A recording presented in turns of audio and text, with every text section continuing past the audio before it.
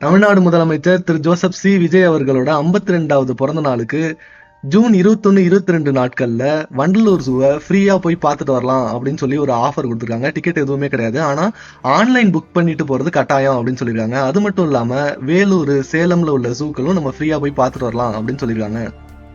சரிப்பா, டிக்கெட்லாம் எடுத்தாச்சு. அப்படி வண்டலூர் ஜூல பார்க்கறதுக்கு என்னதான் இருக்கு அப்படின்னு கேட்டீங்கன்னா, அதுதான் இந்த வீடியோல பார்க்க போறோம். வாங்க போவோம். மொத்தம் 1500 ஏக்கர் உள்ள ஒரு அடர்ந்த காடு. இதுல வந்துட்டு நம்ம நடந்து போய்லாம் சுத்தி பார்க்க முடியாது. அதனால ஒரு பேட்டரி காரு இல்லைன்னா சைக்கிளை வாடகைக்கு எடுத்துக்கோங்க. என்ட்ரன்ஸ் இருந்து கொஞ்சம் உள்ள போனோடனே நாக்டர்னல் ஹவுஸ் அப்படின்னு ஒன்று இருக்கும், அதாவது இரவாடிகளின் இல்லம். இது ரொம்ப இருட்டா இருக்கும், அதனால அமைதியா உள்ள போகணும். அப்படி போகும்போது ஆந்தைகள், மர நாய்கள், முள்ளம்பன்றிகள் இதெல்லாம் நம்ம ரொம்ப பக்கத்திலே பார்க்கலாம். இதெல்லாம் இரவுல மட்டும் ஆக்டிவா இருக்கிற உயிரினங்கள். அது எல்லாத்தையும் இங்க வச்சிருப்பாங்க. இதெல்லாம் நம்ம நைட்டு போய் தேடி காட்டுலலாம் நம்ம பார்க்கவே முடியாது. இதெல்லாம் இங்க போய் பார்த்துக்கங்க. அப்படியே கொஞ்சம் வெளில வந்தீங்க அப்படின்னா கலர்ஃபுல்லான பட்டர்ஃப்ளை பார்க் ஒன்று இருக்கும். சுத்தியும் பூவா இருக்கும். நடுவுல ஒரு ஃபால்ஸ் கொட்டிக்கிட்டு இருக்கும். அங்க அப்படியே நடந்து போனீங்கன்னா ஒரு கூண்டு மாதிரி இருக்கும். அதுக்கு மேல பல வெளிநாட்டு பறவைகள் நம்ம தலைக்கு மேல அப்படியே பறந்துட்டு இருக்கிறத நீங்க பார்ப்பீங்க. பறவைகளை பார்த்துட்டு அப்படியே உள்ள வந்தீங்க அப்படின்னா வித்தியாசமான குரங்குகள்லாம் இருக்கும். முதல்ல ஒரு சிங்கவால் குரங்கு இருக்கும். அதுக்கப்புறம் நீலகிரியில உள்ள லங்கூர் இருக்கும்.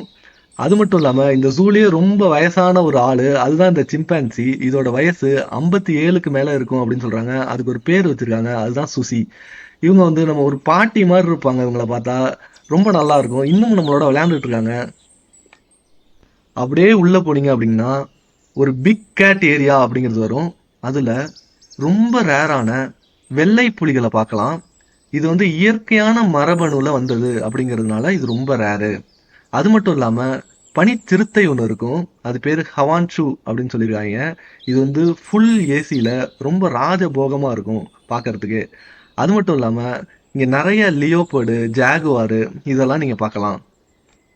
அதுக்கப்புறம் இங்க லயன் சஃபாரி இருக்கு. இதுல வந்துட்டு நம்மள ஒரு கூண்டு மாதிரி உள்ள ஒரு கார்ல கூட்டிட்டு போவாங்க. சிங்கங்கள்லாம் சுத்தி சுதந்திரமா நடமாடிட்டு இருக்கும். இது பார்க்கறதுக்கு ரொம்ப த்ரில்லிங்கான அனுபவமா இருக்கும்.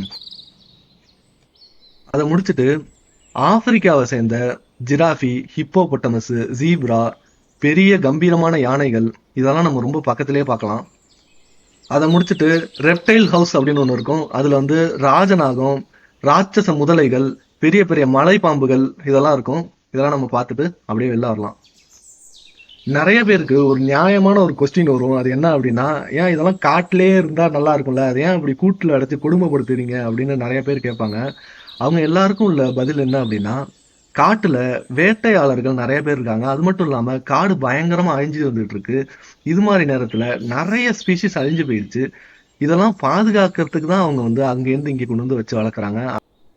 இந்த சர்க்கஸ்காரங்க வேட்டையாளர்கள்ட்டேருந்து காயத்தோட மீட்கப்படும் விலங்குகள் இதெல்லாம் உடனே கொண்டு போய் காட்டுல விட்டா அதுங்களால உயிர் வாழ முடியாது. அது மாதிரி உள்ளதுங்களுக்கு இந்த வண்டலூர் ஜூ அப்படிங்கிறது ஒரு மிகப்பெரிய சொர்க்கமா இருக்கும். இந்த சொர்க்கத்தை பராமரிக்கிறதுங்கிறது சாதாரண ஒரு விஷயம் இல்ல. 2500க்கும் மேற்பட்ட பறவைகளும் விலங்குகளும் இதுக்குள்ள வாழ்ந்துட்டு இருக்கு. இதுக்கான உணவே கிட்டத்தட்ட டன்களுக்கு மேல பழங்களும் இறைச்சிகளும் இவங்களுக்கு வாங்கி போடுற மாதிரி இருக்கும். அது மட்டும் இல்லாம ஊழியர்களுக்கு சம்பளம் எல்லாத்தையும் சேர்த்து மாதத்துக்கு 1லிருந்து 1.5 கோடி ரூபாய் இதை மெயின்டைன் பண்ண மட்டும் செலவாகுது. அதனால ஜூக்கு போற நம்ம ரொம்ப தாராளமா அதுக்கு ஃபுட்டு கொடுத்து இந்த மாதிரிலாம் எதுவுமே பண்ணாம ரொம்ப சத்தம் போடாம அமைதியா பார்த்துட்டு ஜாலியா என்ஜாய் பண்ணிட்டு வந்துடணும். இது மாதிரியான உங்களை சுத்தி நடக்கிற இன்ட்ரெஸ்டிங் ஃபேக்ட்ஸை நீங்க டெய்லி தெரிஞ்சுக்கணும் அப்படின்னா அரவிந்த் ஸ்பீக்ஸை சப்ஸ்கிரைப் பண்ணி வச்சுக்கோங்க. நன்றி.